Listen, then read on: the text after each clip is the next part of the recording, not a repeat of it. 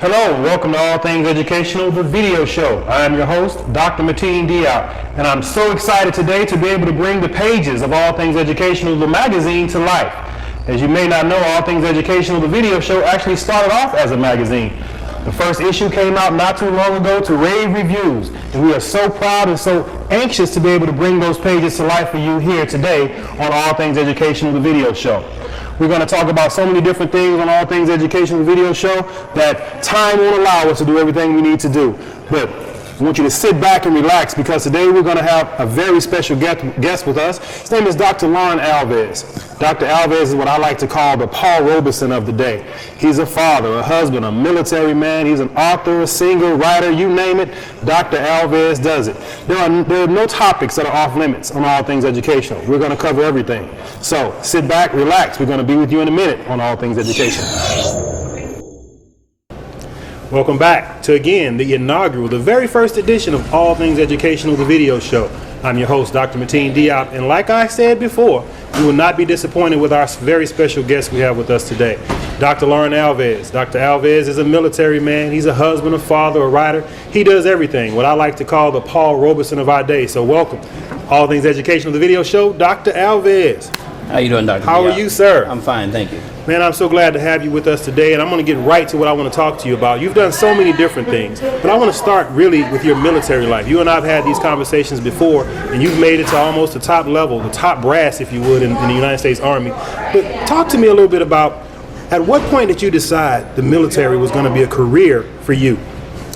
Well, to be perfectly honest with you, coming out of dental school in 1979, I thought I had a job lined up, and it turns out that the young man I was going to work for, he had to send his daughter off to Stanford, which was a high expensive tuition that he had to pay. Right. So consequently, I looked at some alternative methods, and first thing I saw was the Army, military.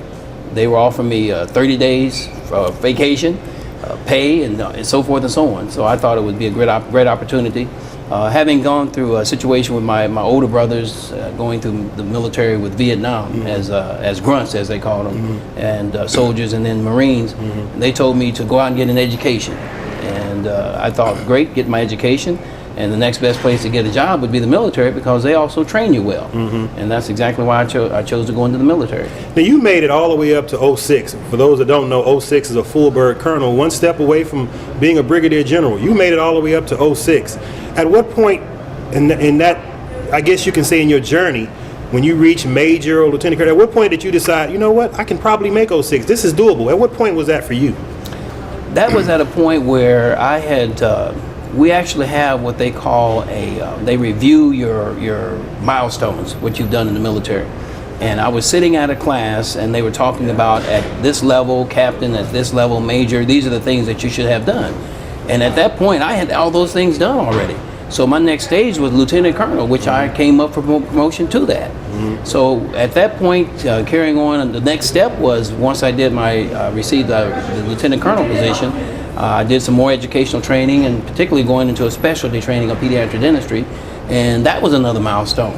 So once you knock off these milestones and you come up into what they call the zone for promotion, I had all the tickets punched, and that next ticket was to become promoted to colonel.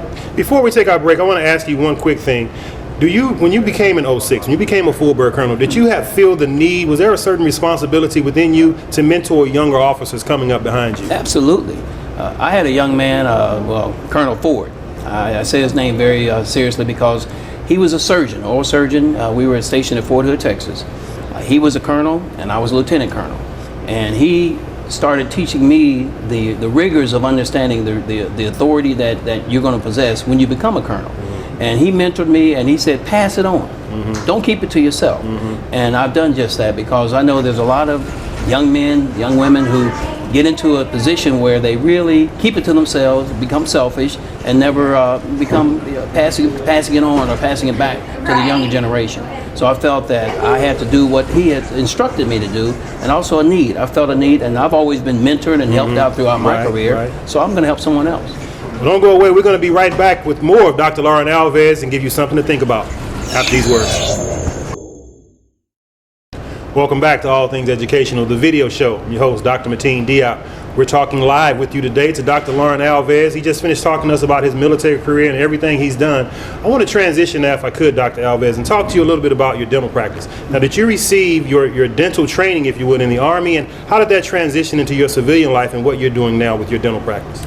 Well, I actually went to dental school first, and upon graduating from dental school, I chose a career in the military because at that time it was the only job available, which was great. And during that time in the military, they allow you to get some extra training in terms of my specialty, which is pediatric dentistry.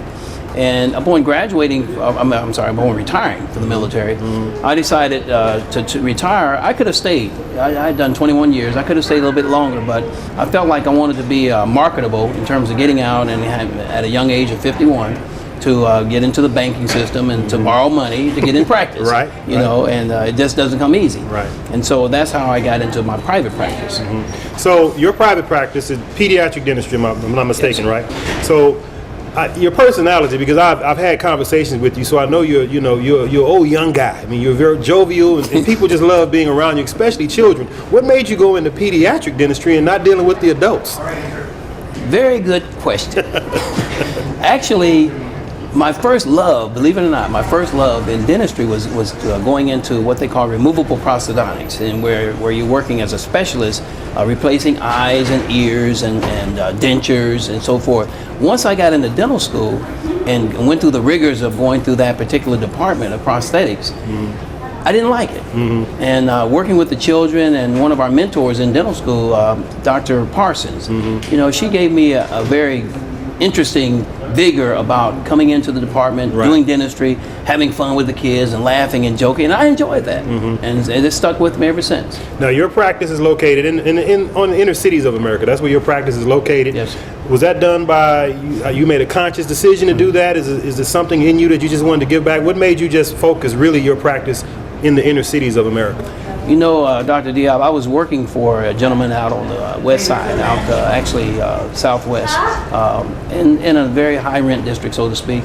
But I felt like I could give the inner city, the kids on the east side of San Antonio, the same thing that I was doing out on the southwest side. And the reason being is because at the time I was thinking about working as a mentor with the schools, San Antonio Independent School District. And so being in that area of the east side, the east side cluster had quite a few minority schools there that catered toward children. And I felt like I wanted to put my practice right in the heart of that. And talking with one of the owners of the medical center there on the east side, I felt it made a good fit for me. And so that's why I chose that area. And I'm glad you brought that up. Before we move on to our break, let me ask you another question about that. When you talk about take a loved one to the doctor day, I know you're big on take a loved one to the dentist. Is going to the dentist as big of a problem, or lack thereof, as big of a problem as you see as take a loved one to the doctor? Is there something that you kind of like to talk about when it comes to take a loved one to the dentist? Is that something that you see we're not doing enough of as a community? As a community, it would behoove us to reach out to the dental aspects of medicine, so to speak. Why? Because everything starts at the mouth. You know, we eat, we talk, we speak, we get impressed by others, and others are impressed by us, and our smile. And that's, as you have a very charming smile yourself. There you go. There you go. And it's important. You know, in fact, what they call the oral systemic connection. In other words, the oral cavity connects with the stomach, and the stomach connects with feeds everything else in terms of the body making it work. And so in order to make it a relationship that everything is going to work all in one, yes, I think it's very important that we should connect the two, you know, dentistry and medicine.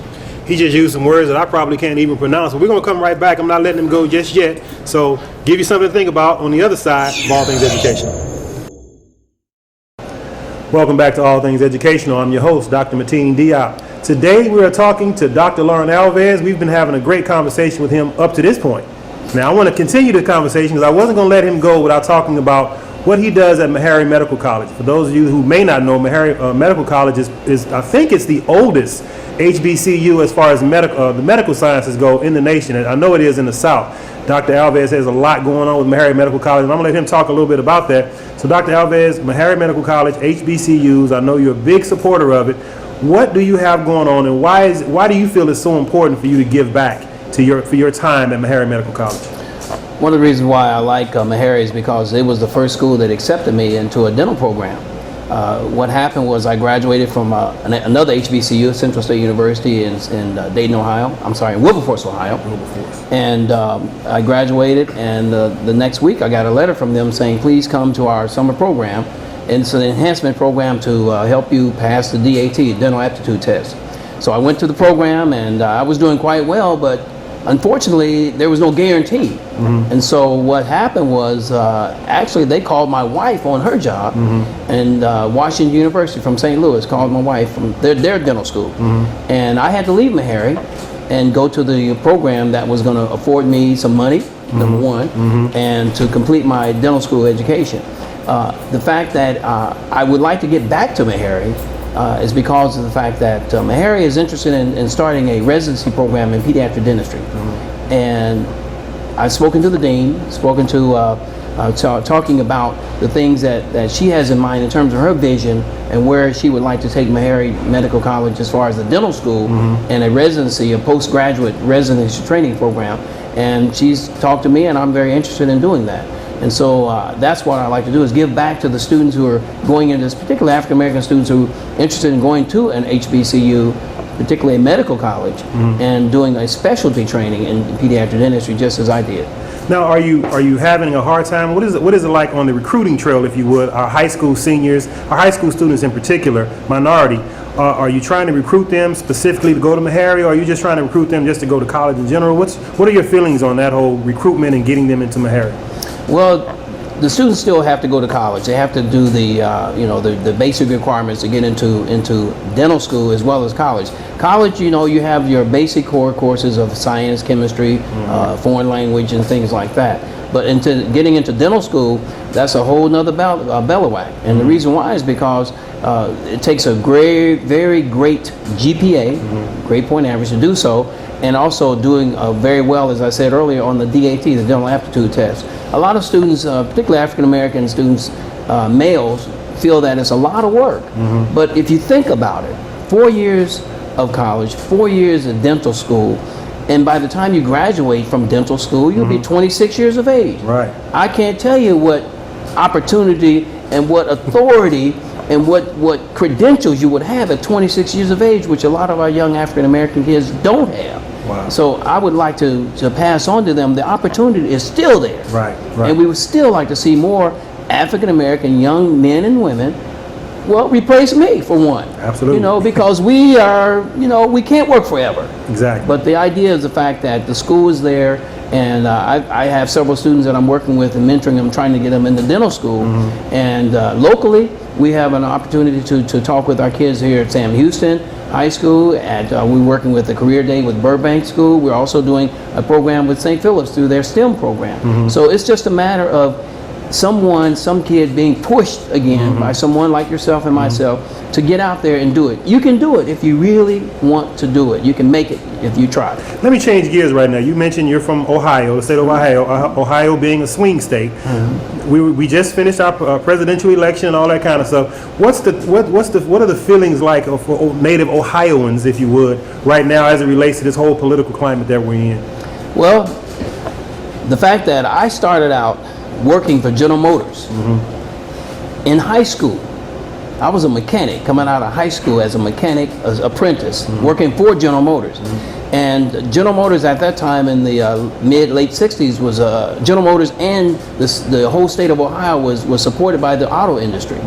And the fact that it was an opportunity as a job-wise, it was an opportunity for me to excel in mechanics, but my concern, because of a particular dental anomaly or problem that I had with my teeth called rickets, vitamin D deficiency, I chose to go to another career path. But working in Ohio, as all my other brothers and sisters and friends did, we were in the auto industry heavily. Right. And the fact that the state of Ohio, late 60s, early 70s was a great state. Unfortunately, the way it swung back then was we got out of the auto industry, things started going south.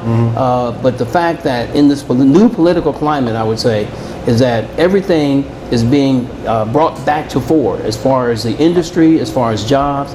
And I love the industry, the fact that General Motors And a lot of the other periphery organizations and other companies are getting back into helping to support the employees of the state. Can you stay around with us one more time? Absolutely. Well, we're going to come right back with more of Dr. Lauren Alvis. We're going to get in some things you probably didn't know about him. I said he was a Paul Robeson of his day, so stay around. Don't go anywhere. I'll give you something to think about. All Things Educational. Welcome back to All Things Educational. I'm your host, Dr. Mateen Diop. We're finishing up with Dr. Lauren Alvis. Like I told you before, he's the Paul Robeson of our day. That's my definition of him. I know he would never call himself that. But Dr. Alvis, I want to talk to you about the slave narratives. I don't know if a lot of people know that Dr. Alvis is actually an author. He's an actor. He's a singer. He used to sing with Heat Waves, so he told me that, and I'm gonna let him explain that. But he did sing with Heat Waves way back in the day. But Dr. Alvis, I had an opportunity a few weeks ago to watch you perform in a I like to call it a stage play called Slave Narratives with Divine Literary Publishing. Can you talk a little bit about first Divine Literary Publishing and how this whole slave narrative play came to be? Divine Literary Publishing, which I'm the CFO of, we got together, Mr. Fred Williams is our managing editor. We got together and established a book, an anthology, and that anthology is called The Color, Strength, Embracing the Passion of Our Culture. And what we did in that book was we established 26 authors, unknowns, and we basically asked them to write a story, short story, essay, autobiography about themselves. And from that, we chose to use the book as a selling point in terms of not just into the neighborhood, but also using it as a means of connecting with the community. How do we do that? One of the things that we did was we paired up with Gemini Inc., who sponsored the program for the slave narratives. And what we did a few weeks ago was we got together, 6 of the authors, and we had these narratives from slaves that were interviewed in the early 30s, 1930, 38, and essentially talking about the way it really was during slavery time. And a lot of people don't like to talk about that. Unfortunately, that's the way history was. And so I became a part of that, and one of my characters in it, Richard Carruthers, just talking about how it really was. Before I get you with Richard Carruthers, I'm going to bring you back to Richard Carruthers. Okay. You told me that you used to sing, not a lot of people know that you sang with the group Heat Wave. Always and forever. That's what you said. That's it. How is that true? Did you really sing with Heat Wave? Well, let me clarify it. We actually grew up together. Okay. Johnny Wilder, who unfortunately passed away a couple years ago, Johnny Wilder and his family, we all grew up in the projects. I can name drop the Soda Bass Courts, Metropolitan Housing Authority, also known as the projects. We grew up there. And we had ourselves, Roger Troutman, for another one. We had some guys from Ohio Players. And we had little old Lauren Alvis and Johnny Wilde and his brothers singing at recess, harmonizing, trying to harmonize. Unfortunately, Dr. Diop, I couldn't make it. So yes, I started out with the group. Unfortunately, I didn't get to hang with them, So as you know, the rest is history. So if I read some of the album covers, I might see your name maybe in the bottom. No, not at all. All right. Not at all. Well, look, let me before I let you go, I want to do something with you. You did the slave narrative, slave Richard Carruthers. It was breathtaking to me. I thoroughly enjoyed it. Can you give us just a few seconds, a taste of Richard Carruthers? Certainly.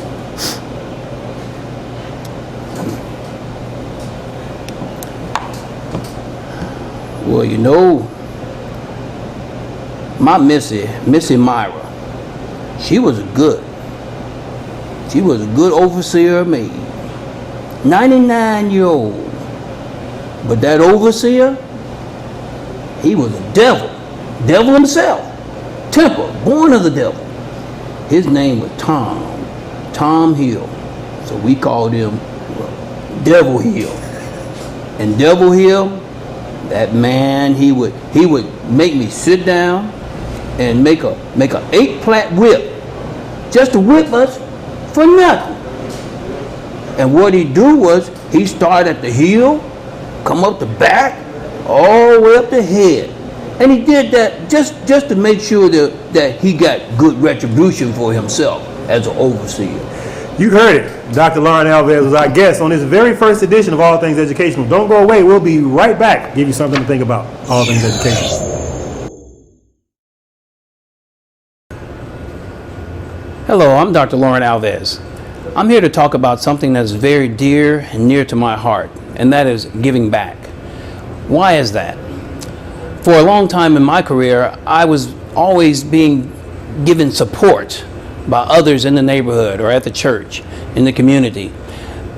What I would like to talk about is the fact that my mother, at a very young age, knowing that I had problems with my teeth, in fact, at the tender age of 18 months, I didn't have my lower incisor teeth. My baby teeth didn't grow because I had a disease known as rickets, vitamin D deficiency. And she took me to a children's hospital. In other words, her concern was the fact that her baby was walking around with no teeth and knocked knees. And she wanted to find out how could she correct that. So she went to a children's hospital. And from that day on, going to the children's hospital in Dayton, Ohio, and pursuing getting braces on my legs, and knowing that, the braces like Forrest Gump wore when he was in the movie, running, and the kids say, "Run, Forrest Gump, run." Well, you might call me Brother Gump because I was running always in those braces, which were kind of heavy with the Buster Brown shoes on. And the fact that my mother had the foresight to make a correction of something that had happened long before I was born. A lot of mothers, young mothers, don't know, but the development of the teeth start 5 months after fertilization. 5 weeks after fertilization. In other words, during that first trimester. And that's why it's so important when we talk about prevention and making sure that you're getting the children the proper nourishment so that you will have a normal developing child. It's important, as my mother thought it would be, to follow up and make a correction to something that had gone awry. As life and as time goes on, we tend to get support, not just from our parents, but from our brothers and our sisters in the community. One of the most important things that ever happened to me in my career in becoming, started out as a mechanic, General Motors, working for General Motors back in the late 60s. And I really was thinking about getting back into something that was dear to my heart, and that was dentistry. Why didn't my teeth grow? Why did I have a problem with my knees? Well, I pursued college, and in that pursuit, I ran into a good friend of mine whose husband just happened to work with my brother. And she approached me saying that, "I understand you want to be a dentist." I said, "Yes, ma'am." And ironically, the other important lady in my life, my wife Phyllis, well, this young lady's name was Phyllis. So it all tied in. So we got together, we talked about it. In fact, she invited me to her job. Her job was Wright-Patterson Air Force Base Dental Clinic. And she said, "Son, if you're really serious, if you really want to pursue that career, you have got to get busy and you've got to get serious about studies." And I did just that. So I pursued the course, starting out at Central State University to get my degree in biology and science. And upon graduating, I was invited to attend a college in Nashville, Tennessee, Meharry Medical College. At that time, the support was for a summer program to enhance our scores on the DAT, the Dental Aptitude Test. And at that time, we had mentors. We had students who were working during the summer to help us to improve our scores. And at that time, I was on my way into getting into Meharry. Unfortunately, the money wasn't there. So I was able to get a call. My wife actually called me, and the Washington University in St. Louis called her on the job and said, "Hey, your husband's on the alternate list. We'd love for him to come out." In that process of going to Washington University and completing my graduation from dental school and getting involved with the community and being involved with giving back to other students to help them out, one of our famous historians, Dr. E.B. Dubois, talked about the talented tenth. Why is it so important to give back? Well, he suggested the fact that we have to, those of us who have made it, those of us have done well, reach back and help other young men and young women because it's a need. And that need is far-reaching, and therefore, let's do it. Let's continue to reach back and support our other brothers and sisters. Once again, this is Dr. Lauren Alvis coming to you and letting you know that those of you who are interested in talking to me or getting in touch with me so that we can all give back can reach me at my website at awellofasmile.com or 210-208-6525. That's my office number. And remember, it's so important to help others, to help themselves, as well as we can help all in the community. Once again, this is Dr. Lauren Alvis with A Well of a Smile. Welcome back to All Things Educational, the video show. Well, we've made it to the end. Our very first show, and we're wrapping up. I can't tell you what a good time I had today. I want to thank our special guest, Dr. Lauren Alvis. And just remember, if you want more information about All Things Educational, the video show, or All Things Educational, the magazine, log on to our website at www.allthingseducational.com. There you'll be able to purchase copies of the magazine. You can purchase copies of my new book, Inner City Public Schools Still Work, How One Principal's Life is Living Proof. So don't forget, log on to that website for all kinds of information. Before I let you go, I want to leave you with something to think about. Dr. Cornel West and Tavis Smiley are traveling the country right now talking about this whole issue with poverty and how they want to hold President Obama's feet to the fire when it comes to poverty in the United States. But my question here at All Things Educational is, what exactly can the president do about poverty? What can any president do about poverty? Do you want the president to write you a check? Do you want the president to give some special program just for you? Well, I personally believe that if you want to lift yourself out of poverty and get what President Obama calls the middle class, it's only going to take you and your efforts. President Obama has given millions and billions of dollars to HBCUs, historically black colleges and universities, to do many different things. It's up to you to take advantage of those programs. Is there poverty in America? Of course. Can we do something about it? Of course. How can we do it? One household at a time. Thank you for watching All Things Educational, and that is something to think about. Peace. Finished my show. This is the end of the first. I'm telling you, and I'm tired, but I'm a good tired, and I'm glad you came on. But I know I caught you. You know, you're supposed to be playing golf today, and I want to apologize to you. But you should have brought your golf clubs with you. But how you feel, man? I feel good. I think it was great. I think you kind of tested me there for a while. But going back and talking about how we grew up, who we grew up with, who helped us out, and everything, and that's important for these kids to know now. And in fact, down the road, let's say, when the show is at its 100th viewing, and you all that in a bag of chips. That's right.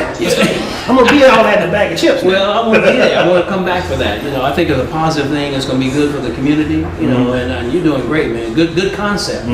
All things educational, and that's what they need to know. And that's really what this whole thing is about, man. As I go, like I told you when I wanted you on the show, and I saw you at the slave narratives, and I didn't know you could act. I didn't know you could sing and all that kind of stuff. And just kind of talking to you, man, I just thought that you were just the perfect guest. And I'm gonna actually have you back if I'm blessed enough to have 100 episodes. You'll be my 100th guest. Thank you. So I'm just letting you know right now. So don't go too far. I know you like to travel and all that kind of stuff. Speaking of that, travel and all that kind of stuff, where you going next? I know you're getting ready to leave the city. Where you going? Well, actually, we're gonna be installing a new president for the National Dental Association in December.